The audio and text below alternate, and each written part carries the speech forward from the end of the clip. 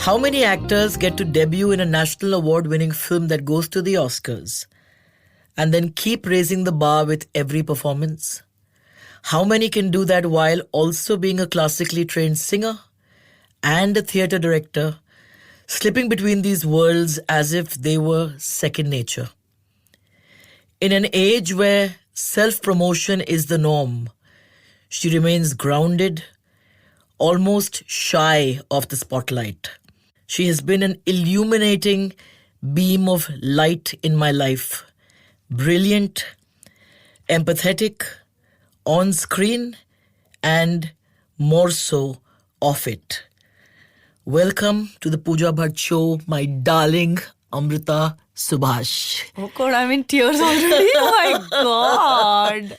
This introduction has put me in a different world. And though you can't see me, you can't see me right now, but my eyes are full of tears of gratitude, actually. I will never forget. I was feeling great guilt for putting distance between myself and somebody very close to me. You sent me a video. Stop waiting for sorries that would never come. Yes. And that unshackled me and then allowed me to view that relationship in very different light. Okay. I remember sending that to you, but I did not know what you were going through at that time. But it was instinctive, see? Yeah. And that's how it's been with us, instinctive from day one. Telepathy. Yes, yes. But before I get into your life and all the wonderful things you do as an actor, I have to talk about the experience I recently had. I saw your play, which you directed, written so beautifully by Sandesh. Yes. And it dealt with the difficult subject of seeing a parent descent into the abyss of dementia. Yeah. And I was so struck by the play. I think Gauri, Yes. in that play, was closest to you in a sense. I saw you Yeah. the most that I have in any of your performances.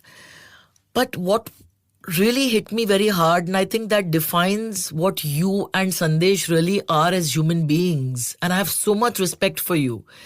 At the beginning of the play, he came on and did something that I have not seen people in this business do. He said, we are not going to have a curtain call Yes. because we want you all to leave with the feeling that the play has evoked in you. Yeah. We don't want to disrupt the feeling with a curtain call. Yeah. Who does that? Eventually, more than money, it is the feedback and the applause that drives us. And especially in theatre, Yeah. that curtain call is everything. Yeah. And that showed me yet again how pure both of you are as individuals, as artists.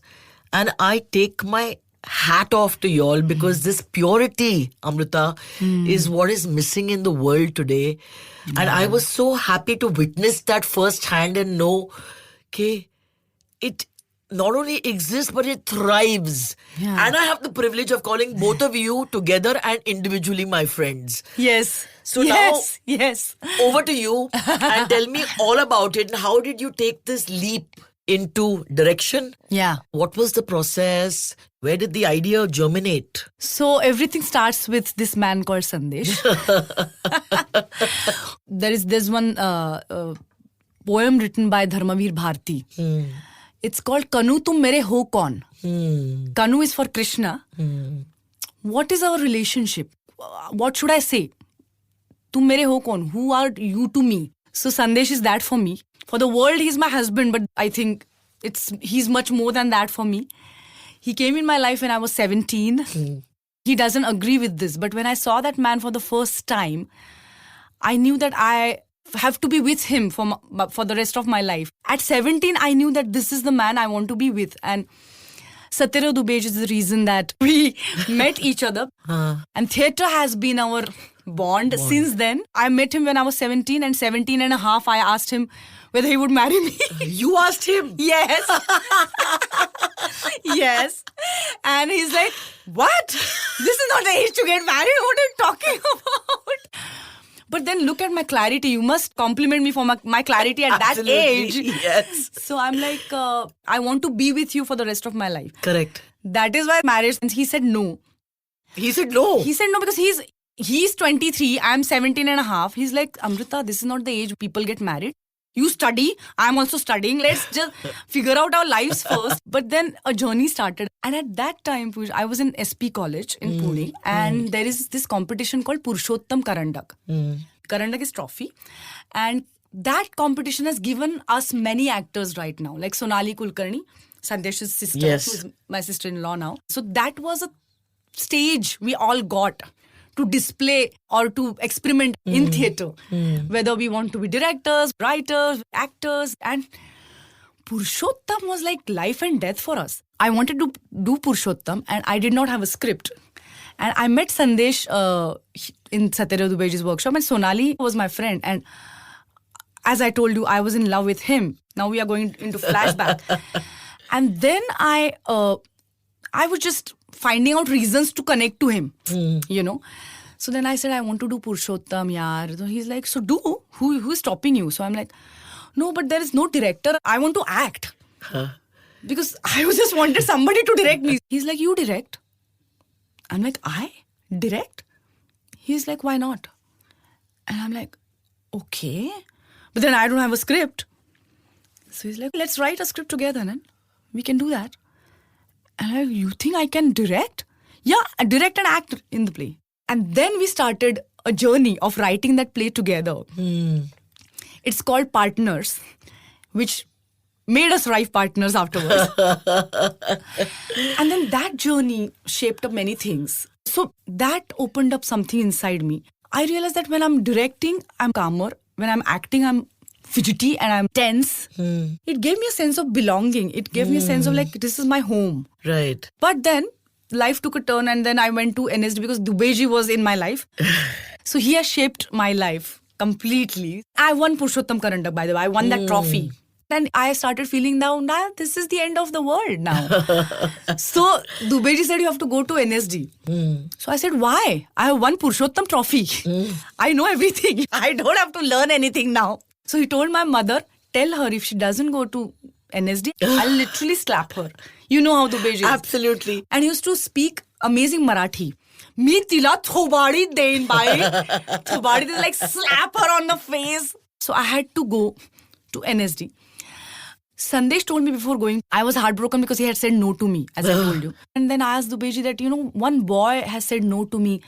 Am I not attractive enough? Because I was 17, 18. He knew Sandesh, but I did not want him to know it's about Sandesh. And I'm like, maybe my posture is not good. Maybe I'm not beautiful. And Dubeji had this habit. If you are not confident, he will say, you're the best thing in the world. And if you're confident, he will say, you're the worst thing in the world. So then he told me, no, your posture is amazing. Just take this chair on your, head and walk. It will correct your posture. And I started walking like that and there was a knock on the door. And the door opened and I saw Sandesh. Okay, before that, when he said no to me, I said, I cannot be friends with you. So let's stop this friendship or whatever it is you want to call it. I'm getting affected by this friendship because I'm getting more and more involved. So I had cut ties with him. So after I cut ties with him, I see that he's standing there and he's like, hey, come here. I'm like, Dubeji is sleeping here. Let him sleep. Just come here. He was whispering. I kept the chair down. Mera posture theek ho gaya. And we had this restaurant called Yogi.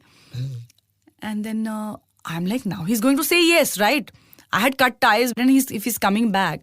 So we went to that restaurant. And then he's like, American Chopsy? Because I used to like it. So I'm like, yes. So I started eating.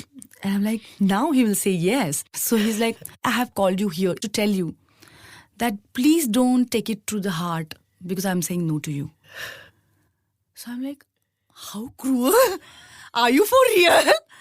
And I started crying there itself. But into your American chop suey. No, but I kept on eating that pooch. And Sandesh still says, I was saying no to you and you were eating your American chopsy. I'm like, yeah, because life goes on, man. So I'm not going to stop my American chopsy because you are saying no.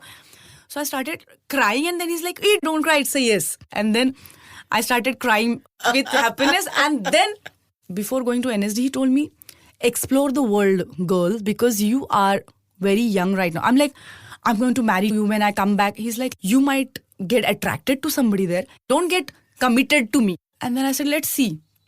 And then I went there. And 3 years I was there.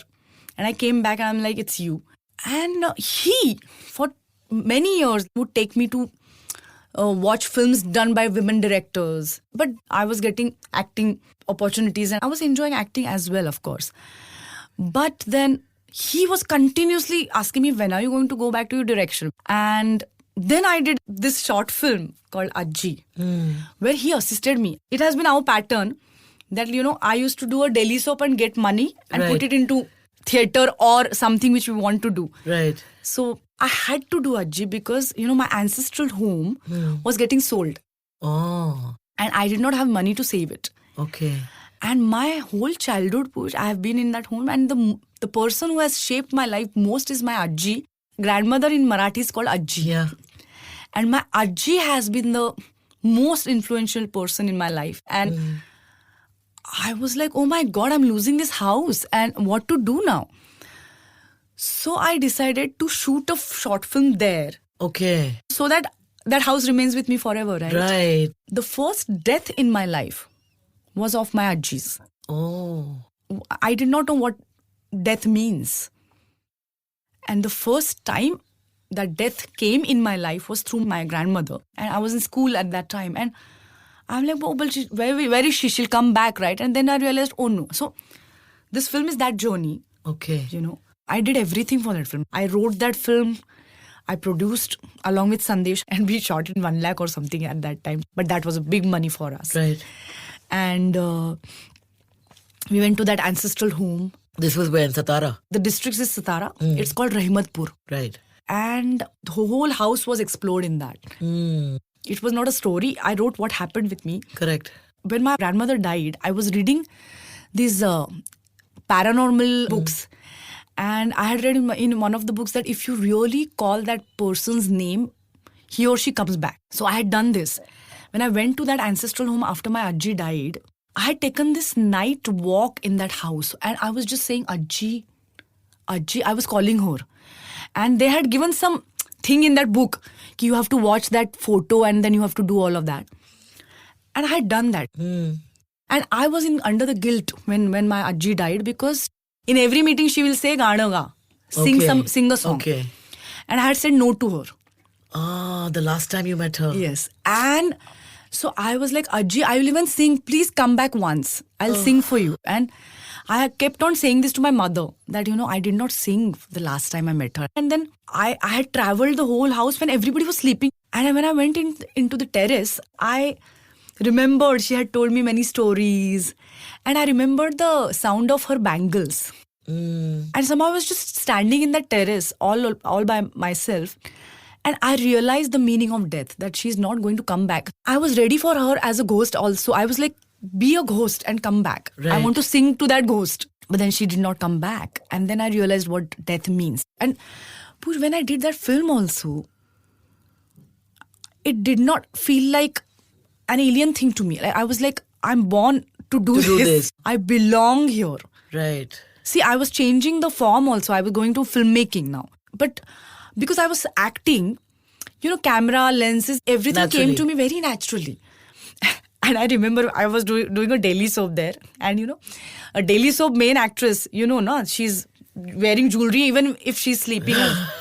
So I remember I was wearing that jewelry and I was lying on the floor because I had decided I will shoot the film from the child's point of view. So the camera will be on her level. Right. Always. Okay. Right.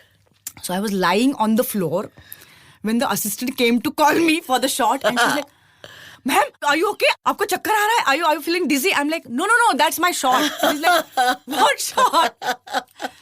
It was as raw as this. And then I made that film. It was great fun for me. And then again, Sandesh is asking me, when are you going to direct? So this was the background. And when he was writing, I was not aware that I'm going to direct it.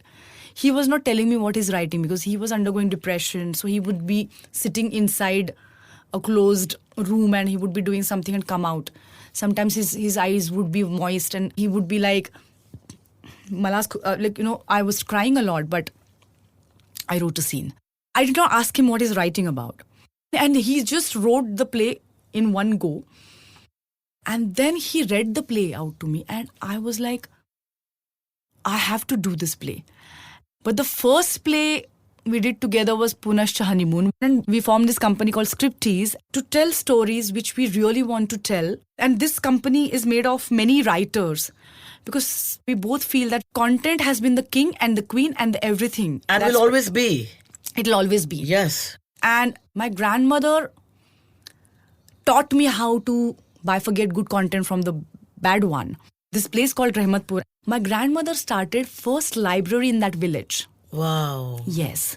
She was an amazing teacher of Marathi and she loved that language. And she taught me that, girl, you have to read good books. And there was this library, belonged to our house only. Another section, you can say. So she opened up this library within the Yes. home you grew up in. Yes. Wow. Yes. And she used to tell women, especially village women, to read.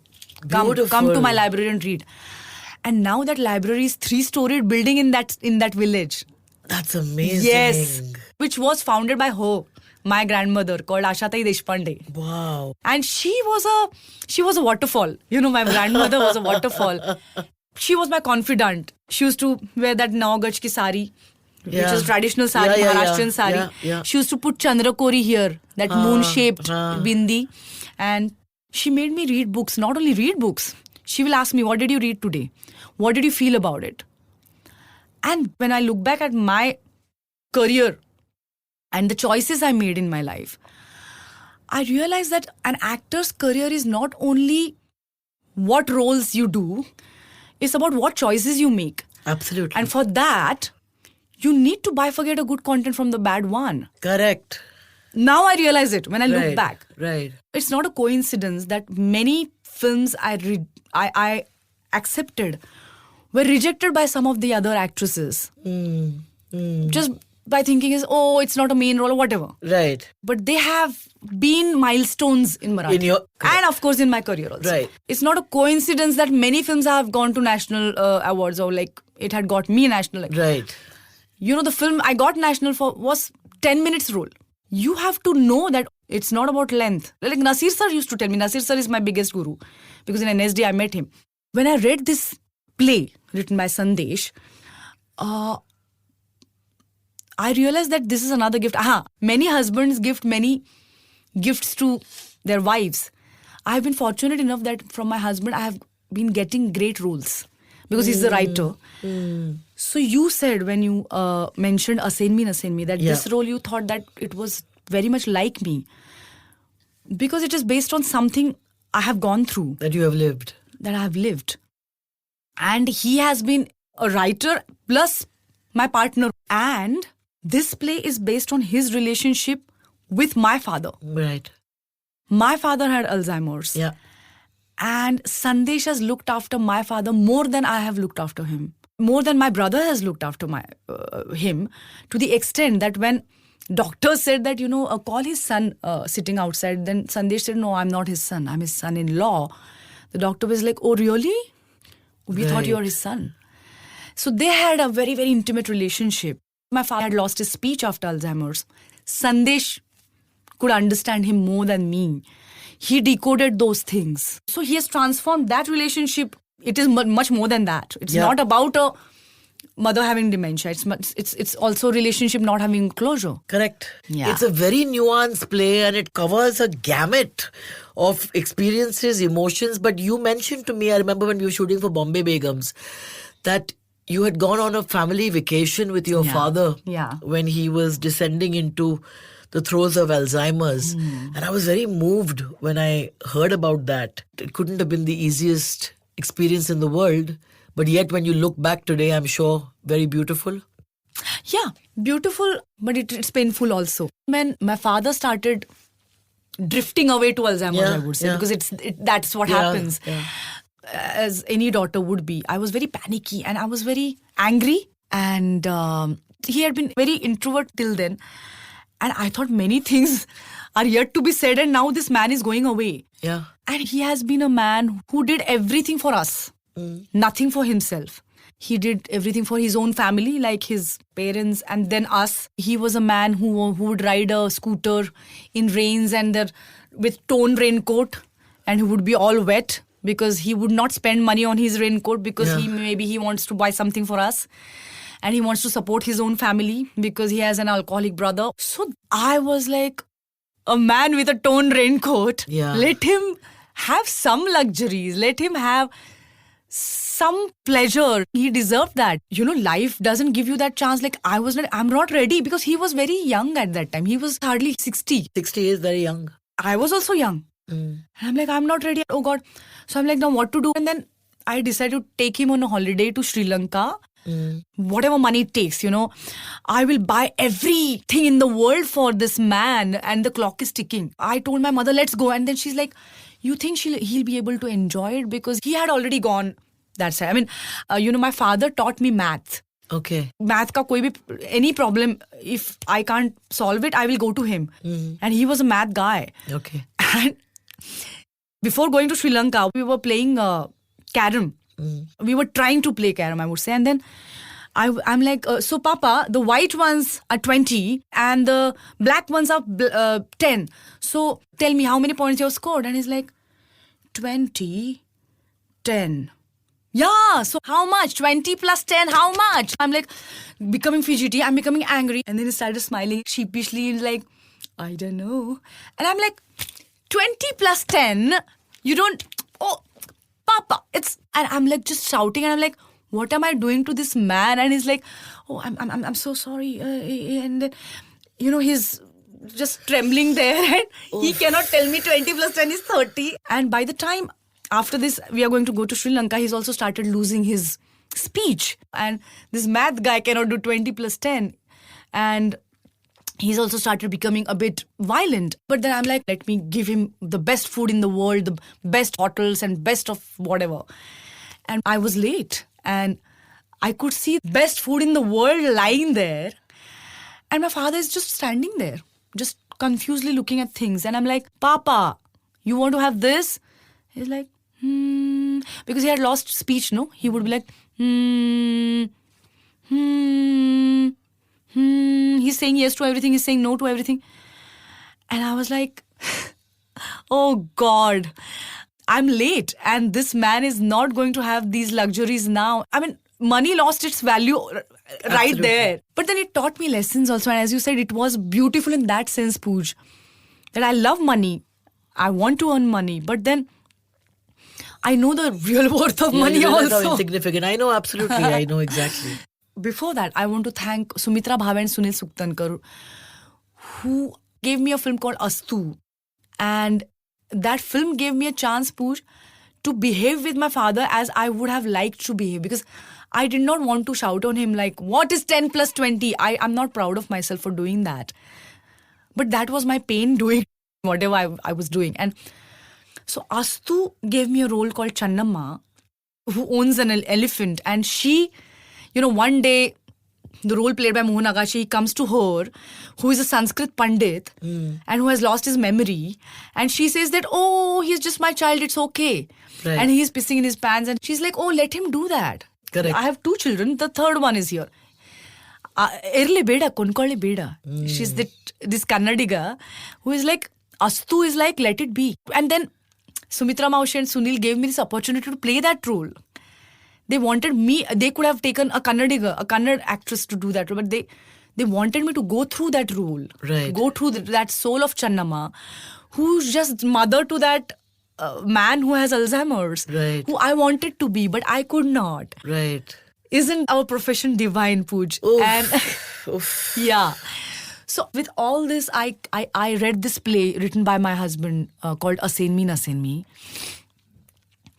And I'm like, I would love to take this story ahead. Would you allow me? And somewhere Sandesh also, to start with, he loves writing. Yeah. He's a great director, I think. But he loves writing more than anything else. He's a great actor as well. And he's like, yes, I've been waiting for this day when you will say can I. And then I started this journey. I've spent most of the working hours with acting. Right. But when I do directing, my subconscious opens up. And it's a great thing to experience that. I read Asen Me Nasen Me, and next day I'm just sitting and a tune comes to me.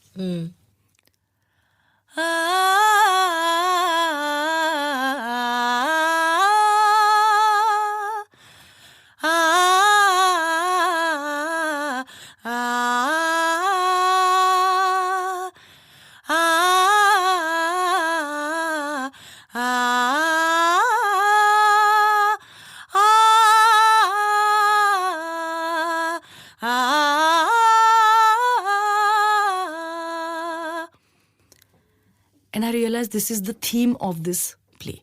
And I just recorded it. And I thought that this tune is this play. You know, I had heard this interview of Coppola. He was like, a director has to decide a word which will take all the creative decisions about any film or project. So that word would be the central beej, or like the seed. The branches they will come through that seed. Yeah. So I realized that this seed came to me through this tune. I love music and I sing, but I have not learned it. Like, I have learned classical, but I could not pursue it. I can't arrange music. Right. The tune comes to me. You're a child of God in the real sense. No, I don't No, know. really. I mean, look at this. I don't know. This tune came and I realized that this would be the seed of all my decisions taken. Like, for example, what color sari mother would wear, what colors would Gauri wear. See, there are many decisions a director has to take. And my arranger for this play, Saket Kanetkar, if you are aware that the music is based on this theme. Yeah. That the first piece before the curtain opens, of course he did things with that piece because I gave him freedom. I'm like, if you want to use it, you use it. You don't want to use it, don't use it. But I think this is the seed of this play. And then he used it so beautifully, Saket Kanetkar, my partner in music. And then there was this crucial decision of I cast myself. Which I'm so glad you did. Thank you. I was scared also. But then I made Sandesh do my role. Right. While I was blocking. And I realized that it was a good thing to be an actor as well while directing, because I have experienced it with while I worked with Coco, for example. She understands the vulnerabilities and all of that because she has gone through it. Na? Right. That helped me. And there was this journey and I found it really very enriching because these two legends I work with in my play called Shubhangi Gokhale and Neena Kulkarni. So they both have had their own experience with them. And I was happy that even if I was a first-time director, I was open.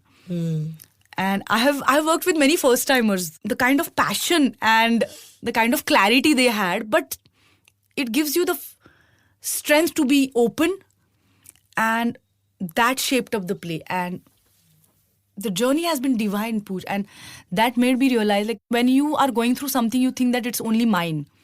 This sorrow, this grief belongs to me. In Marathi, we have a word, Vyakti and Samashti, that this belongs to everyone. It's universal. So when I watch Asen Me Nasen Me, that's the feeling I was left with, that it was a universal emotion. Yeah. Everybody saw a bit of themselves in each of you, and it resonated on a very, very deep, profound level.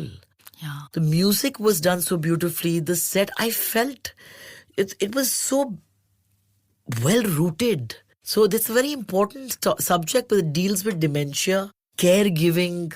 Roles get reversed after a point. Yeah. How the parent becomes the child. Yeah. So many things. And I think it's so important for the time that we're living in, because this is something that is going to become a very major problem as we go along. Traditionally, elders were allowed that privilege of becoming old and there was somebody there. Now families have become so disjointed.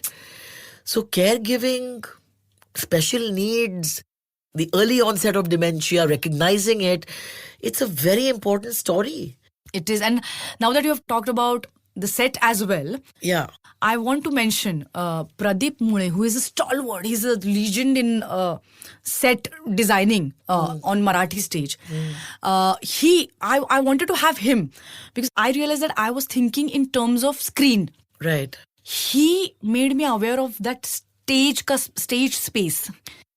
To start with, I was thinking about ideas. He's like, this is not Broadway, Amrita. We are in India. We are here. The father's ghost comes. I'm like, can he come from here and there? And he's like, Amrita, Shivaji Mandir. Okay, there are limitations here. Right. But what I love about Marathi stage and theatre is there might be space limitations, there might be economic limitations for that matter. But the way audience receives the play, the intellect of the audience. I don't know about other languages, but Marathi audience, the way they take in the content. No, but you're right. I felt that the emotional quotient was way up there. Exactly. Yeah.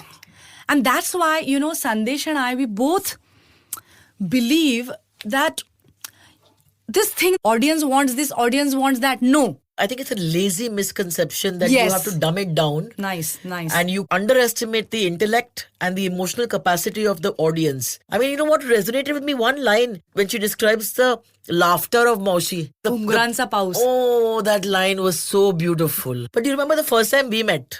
Yeah. Of course.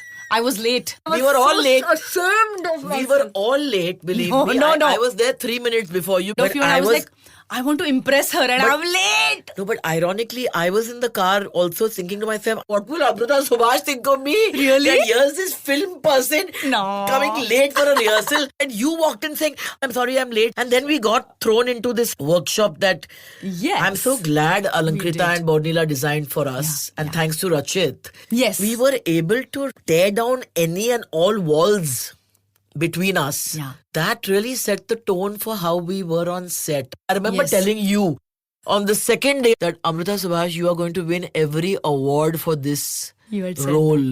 I'm giving it to you in writing. And it was a part that you had to audition for. Yes. Because they couldn't see you Yes. as that bar dancer Lily. I have auditioned for all the roles I have done, except for Gully Boy. Because Zoya decided not to audition me. So I have this different relationship with the auditions. Right. Otherwise, some actors feel very, oh, why are they telling me to audition?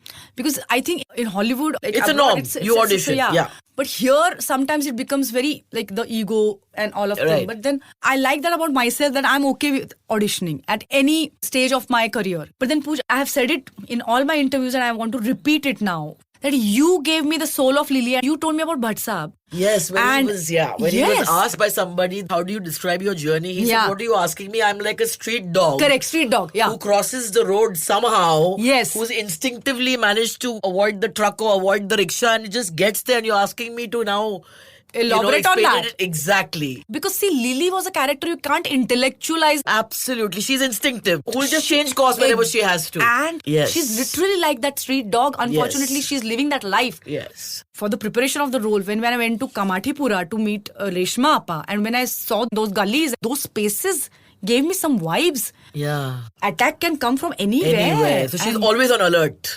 always Yeah. on alert, and she's smart. She is manipulating you as well, right? Oh, I mean, your completely. character. Absolutely. Yeah, she's blackmailing you. Somebody might say she's a villain or she's black, but for me, she's surviving. And then I remember Bhatt Saab calling me after the show, and he said, there is in Hindi he said, आपके अंदर एक जानवर है, उसको कभी मरने मत देना. There is a wild animal inside you. Yes. Don't let her die. And I always remember that sentence whenever I approach a role. Where is that Janwar inside me? Where is that animal? Let me bring that animal out. So Suhas Joshi, I love her. She's my mother's senior in NSD. And my grandmother in my first film, Daddy. Yes. Yeah. So she's an amazing actor, and I adore her. So, but she and we have a different relationship. So when Qayamat Se Qayamat Tak Released. I watched it, I was howling because he dies, right? Amir Khan dies in the end. So I'm like, and I was like howling, and my sisters are like, it was just a film, calm down. I'm like, no, and all of that. And I'm like, I'm in love with Amir Khan and I'm going to marry him. I was in school at that time. So it's that age where we think that anything is possible, right? So my mother used to be like, whatever. So like one day I come back from the school and there is a letterbox just in front of our house, and nobody writes to children, right? So I never used to get letters, but that day there was a letter addressed to me. Huh. You know, who has sent me a letter. So like, you know, running English. I'm like, what is this? And I open that letter. There is Amir Khan photo of Tum Mere Ho film. And then at the back, it's written, Dearest Amrita, with lots and lots of love, Amir. So I'm like, see, I was saying, this is my love. I have not even told him. And he's written to me because it is telepathy. Huge. Okay? Amir got to know about it on his own. And he's sending me the letter. See, I have not told him to send me that letter. He is sending me his photos. So I went home and I'm telling my mother, see, I was telling you, I have to marry him now. Like, you know, he's meant for me. He's sending me photos. And my mother's keeping quiet, smiling. And then 2 days I'm like going blah blah over this, like he's my future husband. All of that. Finally my mother's like, can you keep quiet now? Let me tell you about the story behind that photo. What is the story? It's my love. And she's like, no. Sorry for disappointing you, but actually Suhas Maushi was playing his mother in Tum Mere Ho. And she told him, one of my nieces, she likes you a lot, so can you please sign a photo for her and I will send it to her. So Suhas Maushi had told my mother not to tell me, so that she'll be happy. That's so sweet. Yeah. But talking about your mother, Yeah. I remember while we were shooting for Bombay Begums, That was a Gully funny... Boy had released, Yeah. and I hadn't seen it, but I saw Gully Boy when I met you because I wanted to see you in it.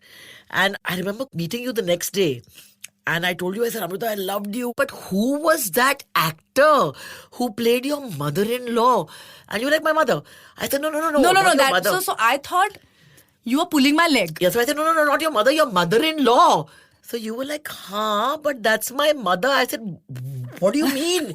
The actor who played my mother-in-law, Pooja, is my mother. Actual mother.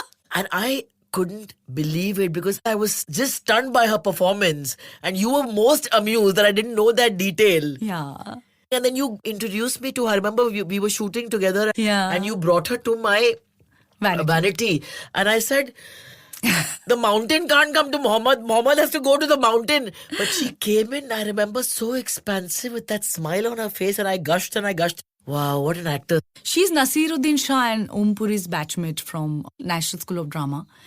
So I had this amazing childhood where I'll come home from school and she will show me the notes she has taken from Al-Qazi Saab, the director of National School of Drama at that time. And she would tell me about these Greek plays. She will tell us about some plays they performed at Lal Killa in Delhi. It was a different world for me. And, you know, she left acting after I was born and my brother was born because she wanted to raise us, of course. And then she was like, she's a perfectionist. And whatever she does, she wants to do fully. Yeah. So she, being a gold medalist in NSD, she left acting. And then after I was 10 or 11, she started acting again. And I remember her watching her in Girish Karnad's Tughlaq. She used to play stepmother.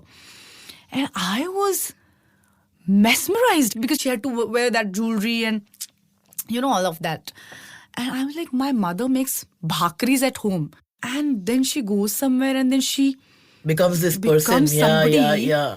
And she was a villain in the stepmother is a villain in that play. And then she used to scream because, and I'm like, what is this lady doing? This transformation was amazing. She used to come home and after the lunch and all of that, she'll just sit with her script and she will start muttering the dialogues. And I'm like, what are you doing? And she's like, I'm rehearsing. And I would be like, no, but you go to rehearsal, right? Why are you rehearsing now here? She said, Amrita, you need to give a character private time. Like, you have to be alone with that character sometimes. Because a character is a human being. Correct. And it will speak different things when you're with people. And it will speak different things when you are just alone. That's beautiful. Isn't it? That's beautiful. Goosebumps. Still it gets Wow. goosebumps. So I'm like, okay. And then she's like, she will open up. The character will open up more. She'll tell you her secrets. When you're alone with her. You know, there's this Marathi word, runji ghalna. You just spend time with her. Just read a line and just keep thinking about that line. What does it mean now? What is this character meaning by when she's saying this? What is it? Just spend me time with her. Then it'll open up differently. Then you will go deeper. And then it'll be different than the other characters you play. And I always do that now, like, So these were some things which, and she was not preachy in that. I saw her doing that. But that's beautifully put. Yeah. So your grandmother, fascinating, started the first library, taught you the importance of good content, and you saw your mother making a bhakari and then being part of a play. So the seeds of acting was sown as a child. Yes. To start with, I was more into singing. Right. During the school years, I was never in a play. Okay. I did only one play when I was in 10th, when I was the inspector, which comes at in the last scene and says कि आपको गिरफ्तार किया जा रहा है. You are under arrest. That's what. And I remember rehearsing that. You are under arrest. You are under arrest. Like, that one line. I'm like, what? Why am I?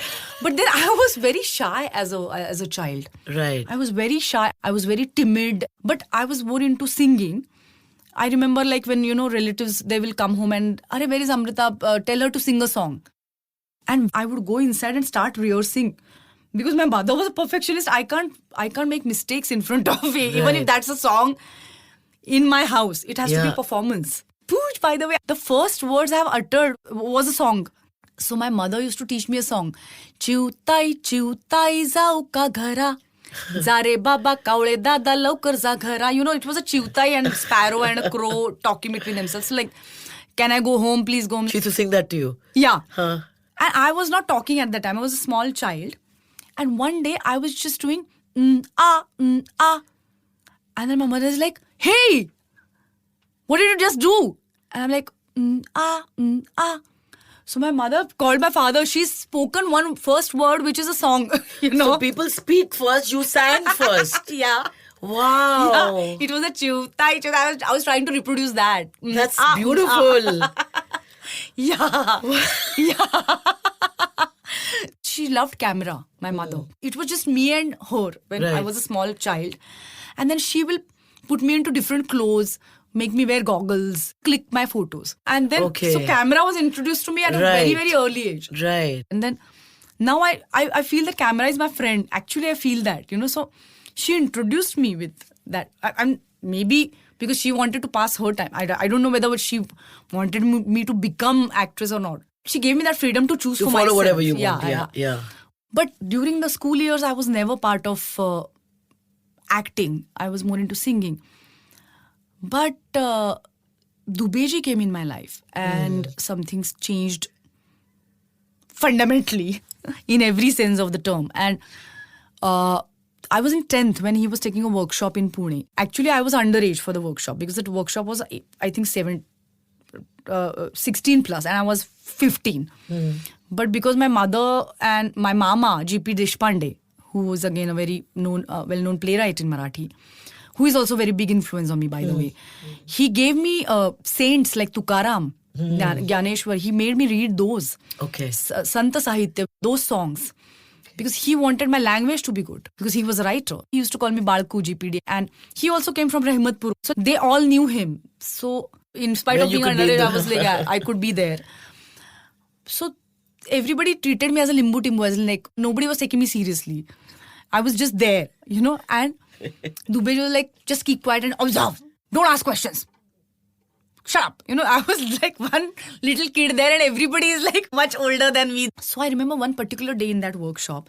So any exercise, when he used to call us in front of everybody and you have to do certain things, I will hide behind somebody so that he doesn't call me and he will call me only. You, come here.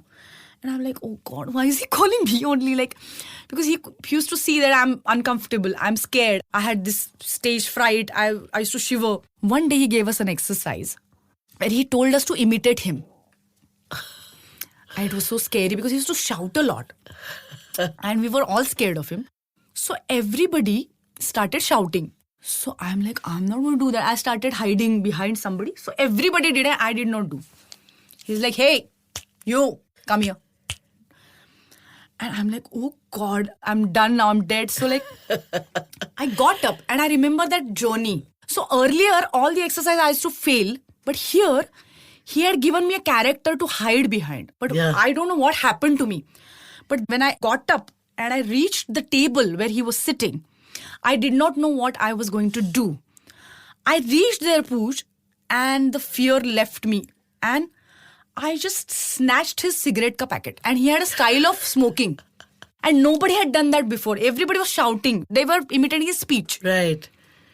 And then he had this habit that he will take out the cigarette and he'll start tapping it on that packet.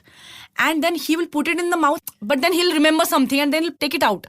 And then again he will start tapping and start doing that thing. So there would be 1 hour after that he will light the cigarette. Right. So like, because he's teaching us. Yes. He's making some point and he's engrossed.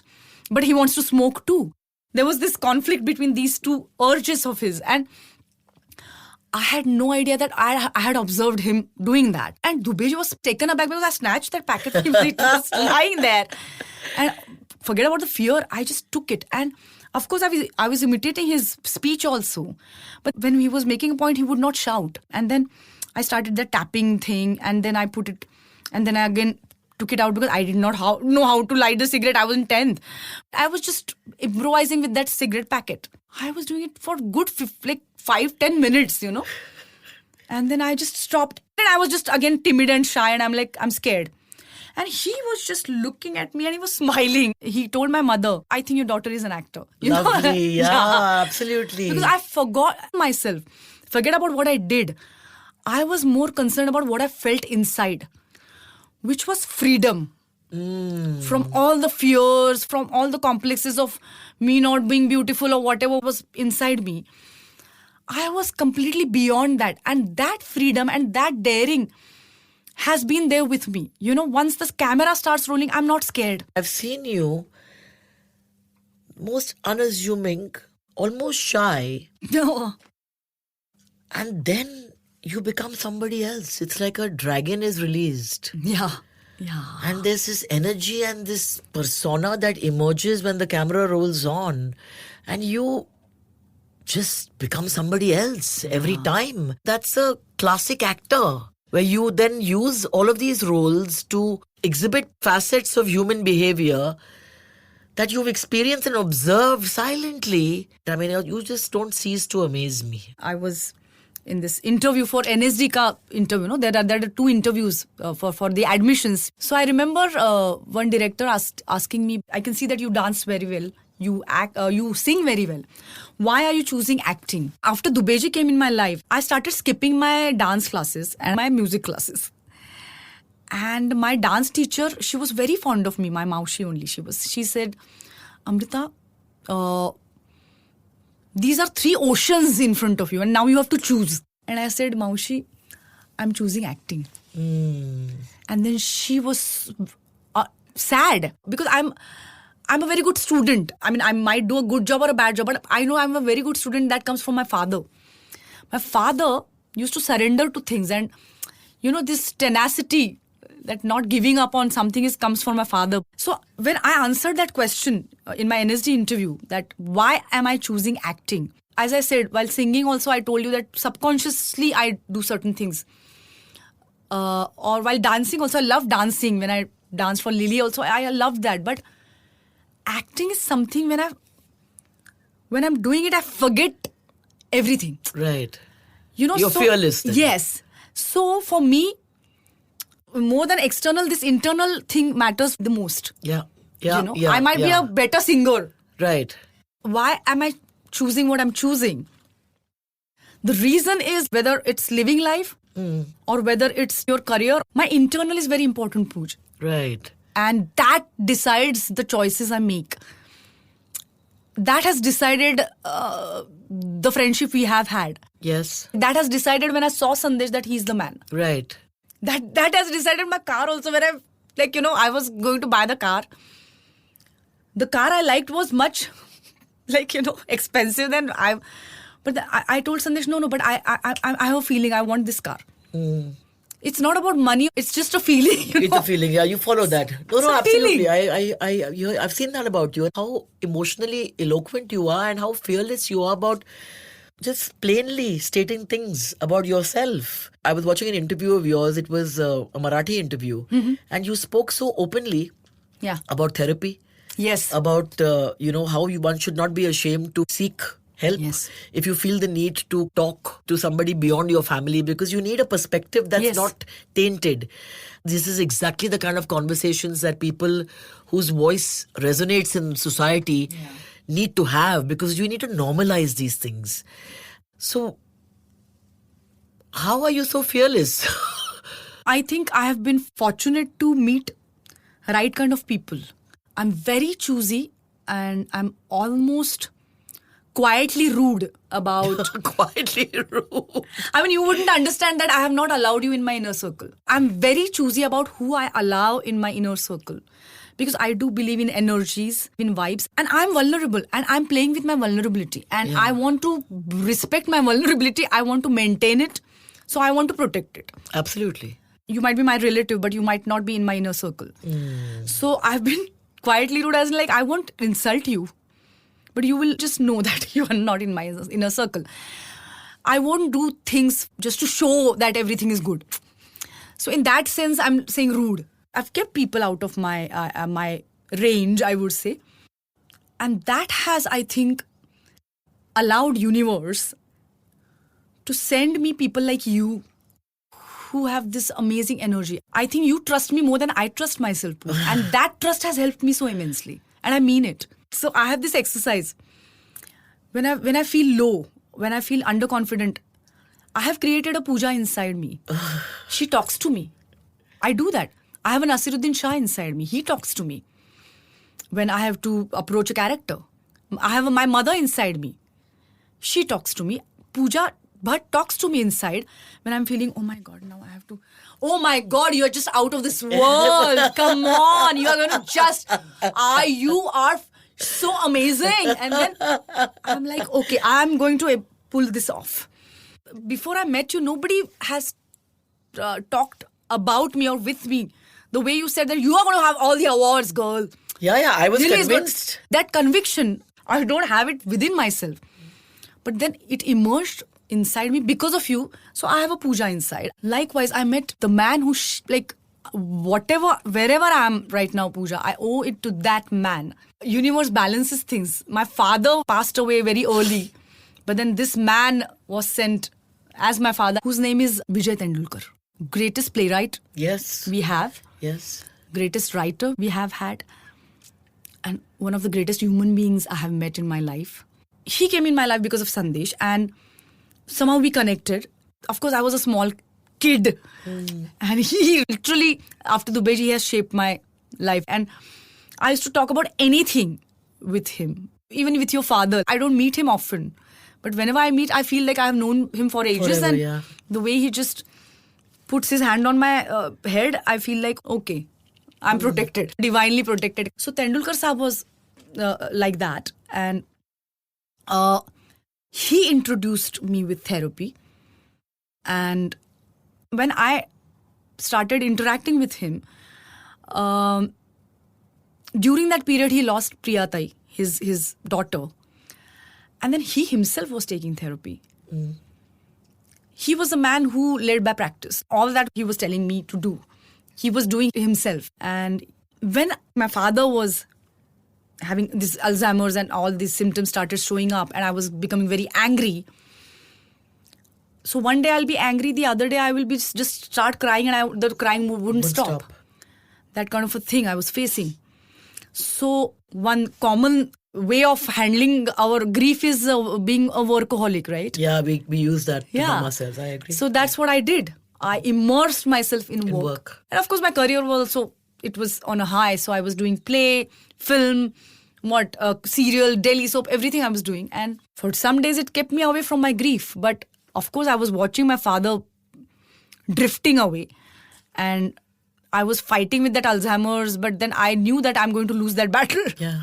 We all lose that battle, right? So I was frustrated, and that frustration also I was just suppressing it. Suppressing it, which is the most dangerous thing, actually. Yeah. Yes, and I was just working. And then I would go to Tendulkar Sahab, and then he used to talk to me. And then one day he said, of course we would talk in Marathi, and he said, when you smile, for those moments, your face lights up. But then you lose your smile and your face is covered with all these wrinkles of worries or grief. तुझा चेहरा असा आठ्यांनी भरून जातो आणि एका क्षणासाठी he said, आभाळ हे होतं like it's like the sky lightens up and the sky darkens. That kind of an analogy he just used. So he was very calm and he's like, you can decide, but I'm going to give you a number. She's my therapist. And I'm going to tell you what she did for me. I did many sessions with her, and then he told me an incident. He used to tell her about his life, his people, his relatives, his like Priyatai, people in his life. And she had not seen them personally. So one day he went to her and he got some photographs for her. And he's like, she's the one I'm describing. She saw the photographs and she's like, okay, shall we start now? There was this detachment. And then he suddenly realized how therapy is different than talking to a friend. Right. So he said that detachment with which she just kept the photograph down and she said, shall we start the session? It was a bit hurting, but then I understood what she meant by that. She needed that detachment for the therapy to go in a particular direction. Absolutely. I was telling him, I have friends, I don't want to go to therapy. I don't need it. That's what we are all trained to feel. Yes. And I'm not mad. I'm not mad. Yeah. So he told me this incident and he just gave me the number.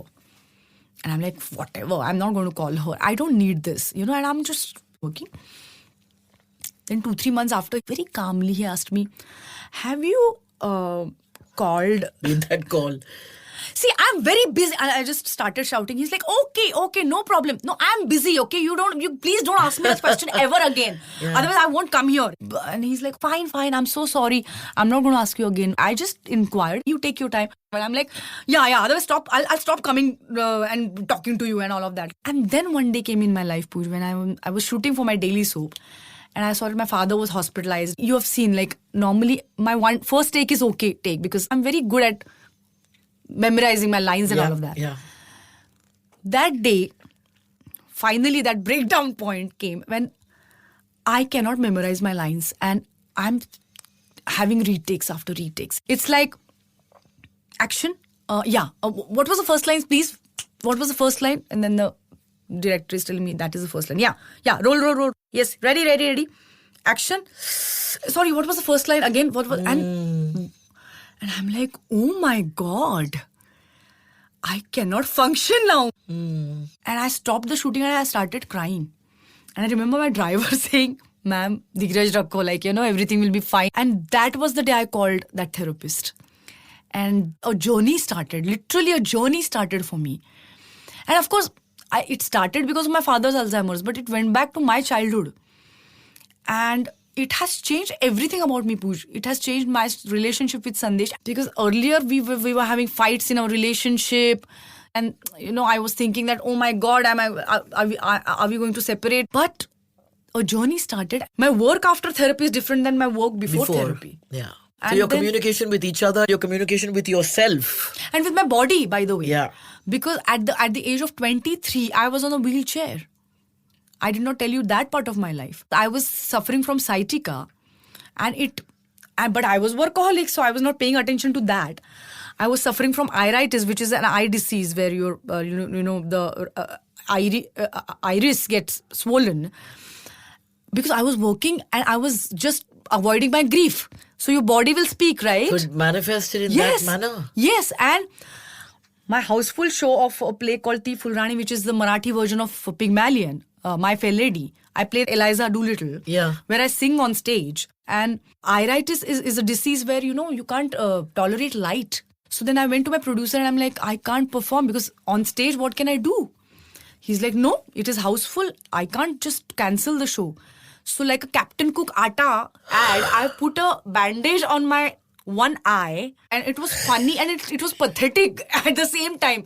Because there was an announcement made that today she has a bandage on her eye because of certain disease she's suffering with. And there is an entry, like, there is a song when I come and I'm like, Ghenar ka dada, motiya. And I'm this two chotis and, I'm this flower girl smiling and vivacious.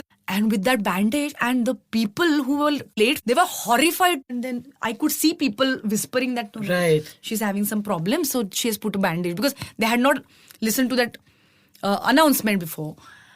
And then I have sciatica, so I'm limping. So there are some films in which I'm limping in the role, which were comedy films. So people thought that I've taken that mannerism, you know what I mean? So I was on a wheelchair, and Sandesh is taking me on the wheelchair at the age of 23, and he's like, girl, there's something wrong. Definitely wrong inside and outside. And when I'm on the top of the game, career-wise. My God. And then I met Parulekar sir, who is my guru as far as my body is concerned. He was not only my trainer. He just studied my body, and he understood that body and mind is related. So I started my therapy, and I started going to gym to Kandivali from Bandra. Parulekar sir trains many actors. Like there was a film called Datrang, in which Atul Kulkarni had to shed weight and then again put on. He trained him. Right. So he started working on my body. And one day I lift up 100 kgs on my shoulders after that. And Killa was the film I did after my training started with Parulekar sir. And I remember telling him, Pooj, because it was so painful for me to just walk. And I had given up. I was like, maybe I will be limping for the rest of my life. And I remember when I went to shoot for Killa. Killa is a story of a single mother. And I suggested that, we should give some manner, like some things this woman will do, which are done by men in the house, because she doesn't have a man in the house. So he designed a wonderful shot for me where I drag a cylinder which is filled. In the same shot, I had to drag it, lift it, connect it, light the gas so that we know that it is filled, and start making rotis, because she's the mother and father of the house. Right. So she's doing both the things. When I did that shot, Pooj, I called Parulekar sir and I said, sir, this is the biggest award, more than national award, which I owe it to you. You know what I mean? Because, see, I have competed with myself. But I learn go something more about you each time we speak. Yeah. I mean, I'm looking at you differently now. As I told you, you have given me a lot of strength from inside. And I genuinely believe that your language is... It's not good English or bad English I'm talking about. Your expression, I would say. It's unique, it's divine. Yeah. And I want you to express in writing. Are you going to do that? Because I kept a notebook in the Frida room of ours. You did. And I had sent you a message that it's not for publishing or anything, because I believe that few people can really express the way you can. So are you going to do it? Because I think some people's expression would help me. So I'm being selfish there. So it's not about only your life. It could be anything. It's just the way you express yourself. Besides my father, if there's one person who's really pushed me to put pen to paper, it's you. I wrote 50,000 words and delivered it to a publishing house when I tried to capture my first year of sobriety. And that was like therapy for me. Yeah. I was able to survive that first year where 90% of the relapses happen because I was putting it on paper, where I allowed all the discomfort to surface and come face to face with exactly why I had been using alcohol Right. as a painkiller. The truth is, because I can't ever lie to you, I'm avoiding it. If you can't say things that you wouldn't even dare think out loud, Yeah. then you shouldn't be writing. Yeah. And right now, for me, this process also of sitting with people who I truly love and admire, and each guest on my podcast has been people who really have mattered to my life and shaped it. I'm not ticking boxes, and it's transforming Yeah. me in many ways. But I think I need to now take the plunge and Yes. go back Yeah. to the uncertainty of that page. Yeah. Put pen to paper and commit. Yeah. You got to commit to the written word. Maybe I needed to be asked this question. So thank you yet again for not only illuminating my life, you bring light wherever you go, whether you know it or not. It's like that dark night and in the morning the dawn appears and then that sunlight gently seeps into the room. You are that light in all our lives, and I truly, truly love you, and I value your friendship. It's a gift you've given me. And I do hope I get the chance to not only watch you on stage, in shows, in films, directing. I just want to always be sitting in the audience and be a witness to you just realizing all your dreams. Gives me joy to see you fly. The interview started with my tears. It is ending with my tears. That's what we are for each other. Yeah. I love you. Thank you for doing this. Means the world to me. And thank you for that gift you gave us all, both you and Sandesh, with Asin Me, Nasin Me. Yes. And I'm really privileged to have experienced that. So, thank you. Yay! The Pooja Bhatt Show is produced by Mammoth Media Asia and Epilogue Entertainment and distributed by iHeart Podcasts. The executive producer is Jonathan Strickland.